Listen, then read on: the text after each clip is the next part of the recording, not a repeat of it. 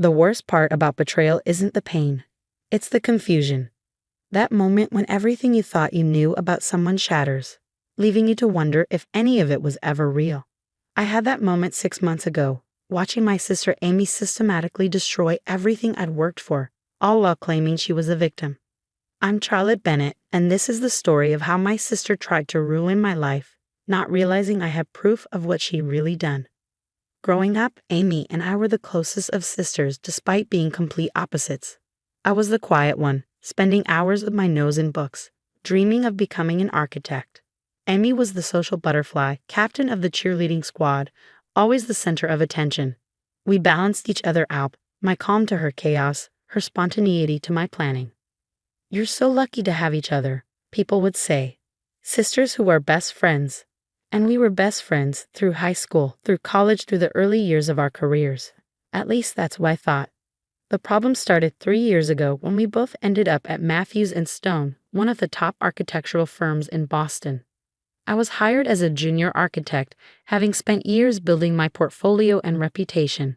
Amy joined the marketing department, handling client relations and social media. At first, it was great having my sister at the same company. We'd meet for lunch, swap office gossip, support each other through tough projects. Then I met James. James Harrison was the firm's rising star, a brilliant architect with a vision for sustainable urban development that aligned perfectly with mine. We started collaborating on projects, our professional chemistry obvious to everyone. The personal chemistry developed more slowly, built on late nights reviewing plans and shared passion for transforming cities. "He's totally into you," Amy would tease during our lunch breaks. "You should go for it." So I did. James and I started dating, keeping it professional at work, but growing closer outside the office. After a year, he proposed. Amy was the first person I told, squealing with excitement as I showed her the ring. "I'm so happy for you." She hugged me tight. "You deserve this, Char. All of it." Looking back, I should have noticed how her smile didn't quite reach her eyes. The engagement coincided with a major opportunity at work. Matthews and Stone was competing to design Boston's new Civic Center, a prestigious project that would put the winning team on the map. James and I were chosen to lead the bid, our complementary styles and shared vision making us the natural choice. That's when things started going wrong. First, our preliminary designs disappeared from the secure server. It eventually recovered them, but we lost 3 crucial days of work. Then key client meetings got mysteriously rescheduled without our knowledge. Emails went missing, presentations got corrupted, deadlines got confused. Mercury must be in retrograde or something, Amy said when I complained about our string of bad luck. But don't worry, I'm sure you'll pull it together. The final presentation was a disaster.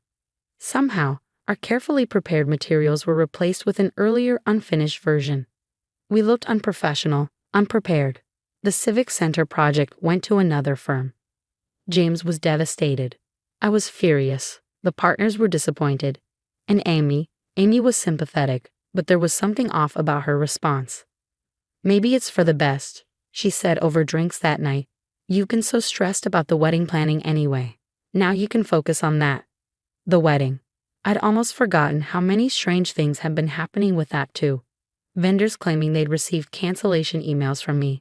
Deposits going missing. Last-minute problems with everything from the flower arrangements to the caterer's menu. "Wedding planning is always chaotic," my mother said when I mentioned the issues. "Thank goodness Amy's helping you sort everything out." Yes, Amy had inserted herself into every aspect of the wedding planning, offering to handle communications with vendors, saying she wanted to take stress off my plate. I'd been grateful at the time, too busy with work to question it. Then came the incident that changed everything. I was working late one night, trying to rebuild our reputation after the Civic Center disaster. The office was empty except for the cleaning staff. And unexpectedly, I found her in my office, at my computer. "Oh," she jumped when I walked in. I was just looking for that vendor spreadsheet. For the wedding. Something about her reaction felt wrong. The vendor information was in our shared Google Doc. She had no reason to be on my work computer. But before I could question it, she rushed out, saying she was late for drinks with friends. The next morning, James was called into a partner meeting. Someone had reported us for ethical violations. claiming we'd stolen design elements from competitors for the Civic Center bid. They had screenshots of emails, documents that seemed to prove it. We were suspended pending investigation. I can't believe you'd do this to me, James said later, his voice cold. Those emails came from your account, Charlotte, your computer. I didn't. You know I wouldn't. But the evidence looked damning. And in the middle of it all, Amy played the supportive sister perfectly, defending me to anyone who would listen, all while subtly spreading doubt. I just don't understand it, she'd say to colleagues. Charlotte's always been so honest. The pressure must have gotten to her. The investigation dragged on. James and I were cleared of the most serious charges. The partners accepted that the emails could have been planted. But our reputations were damaged. The trust was broken.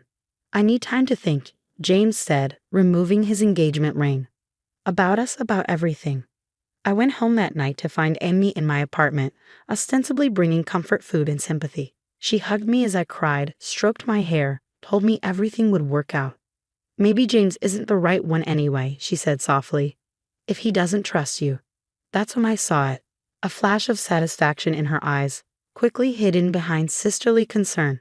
In that moment, all the strange incidents of the past months suddenly connected like dots in a sinister drawing. The missing designs, the corrupted presentations, the vendor problems, the planted emails. It couldn't be, could it? But I had to be sure.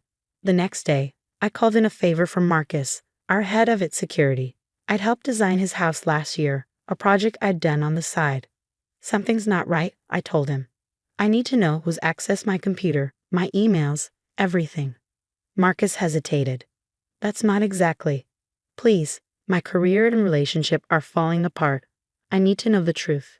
He agreed to help, setting up monitoring software and recovering deleted security logs. He also helped me install discrete cameras in my office, their feeds backing up to a secure cloud server. Then I waited, watching, gathering evidence. The rehearsal dinner was in 2 days. Despite everything, we decided to go ahead with the wedding, James agreeing to try to work things out.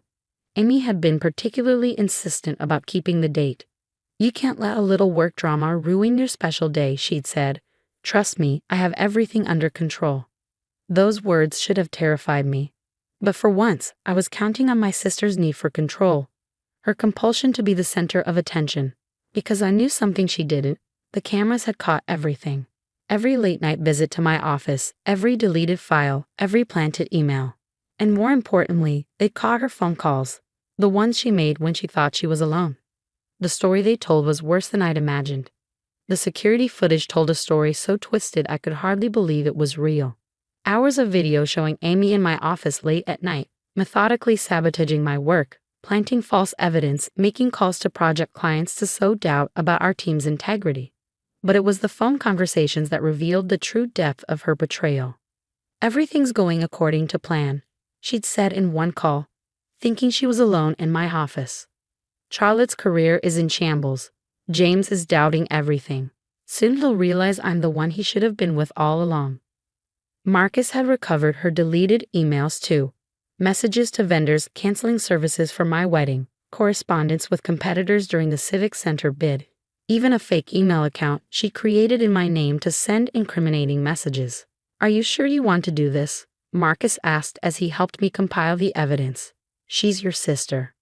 Not anymore, I said quietly. She stopped being my sister the moment she decided to destroy my life. The rehearsal dinner was at La Maison, an upscale French restaurant downtown. Amy had insisted on handling the arrangements naturally. As guests arrived, I noticed she'd seated herself next to James at the main table, with me relegated to the far end. James looked uncomfortable but resigned. We'd barely spoken in the past week, the weight of unresolved suspicions hanging between us. My parents chatted nervously, clearly sensing the tension but not understanding its source. Amy was radiant, playing the devoted sister and maid of honor to perfection.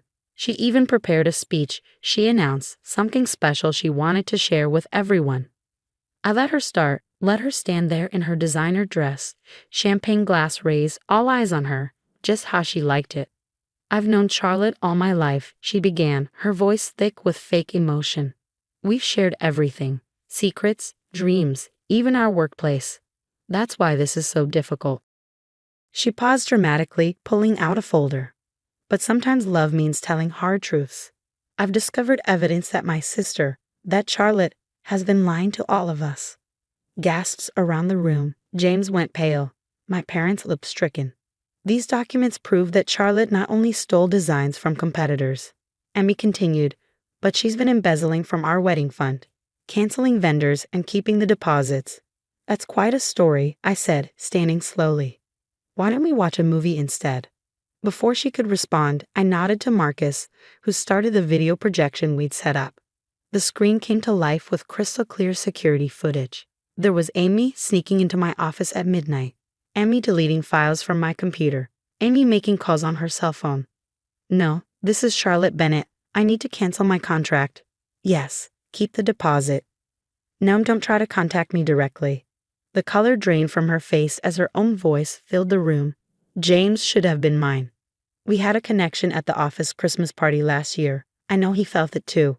But then little Miss Perfect had to swoop in. More footage played.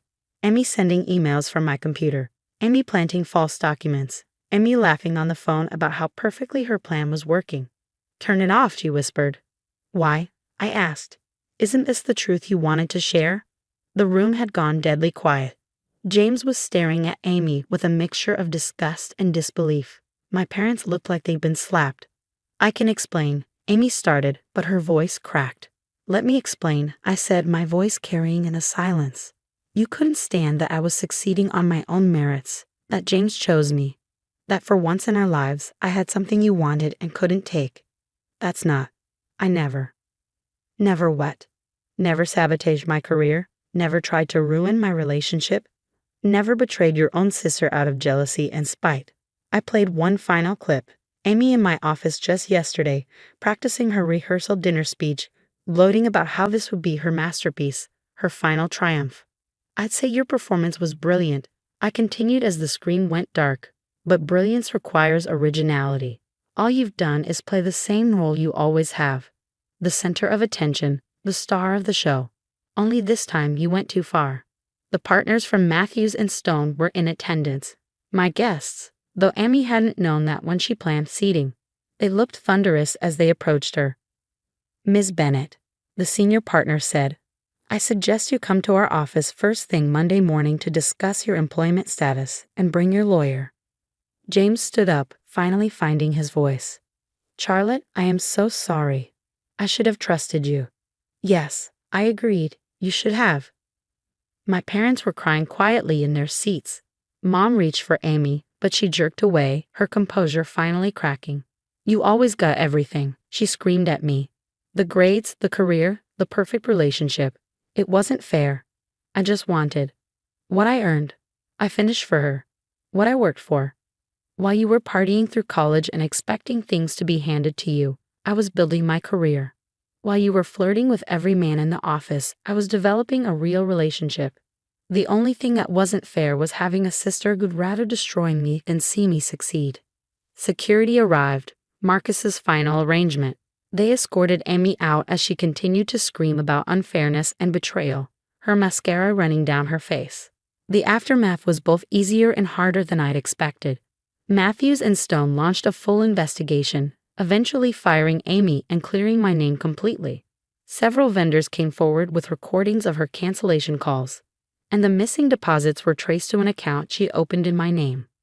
James and I postponed the wedding, opting for counseling to rebuild our trust. He's working hard to make amends for doubting me, understanding now how skillfully Amy had manipulated everyone.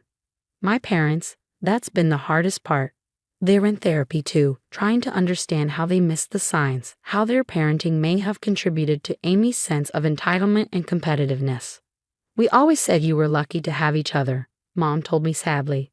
Maybe we should have taught you both to be worthy of having each other instead. Amy moved across the country after everything came out. Last I heard, she's working at a small marketing firm, under strict supervision. She still maintains she was the victim somehow, that I drove her to it by being too perfect. The wedding finally happened 6 months later, smaller, more intimate, but more genuine. Instead of a maid of honor, I had my closest friends stand with me. People who had supported me through everything. Who had seen through Amy's manipulations even when I couldn't. During the reception, James pulled me aside to show me something. A small album of security photos Marcus had given him, showing me working late nights on the Civic Center project, completely focused, passionate about my work. "This is why I fell in love with you," he said. "Not because of grand gestures or dramatic scenes, but because of your quiet dedication, your genuine passion for what you do." We're back at Matthews and Stone, our reputations not just restored but enhanced by how we handled the crisis. The partners have put us in charge of a new sustainable housing project, bigger than the Civic Center would have been. Yesterday, I found an old photo of Amy and me as kids, grinning at the camera with ice cream on our faces. Sometimes I miss that sister, the one who shared secrets and dreams before jealousy poisoned everything. But then I remember that person never really existed.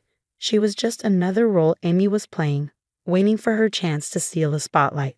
The security cameras are gone from my office now, but I've kept one small reminder of everything that happened. On my desk sits a simple frame containing a fortune cookie message I got the day I decided to investigate Amy's betrayal. The truth has a way of coming to light. The only question is whether you're ready to see it.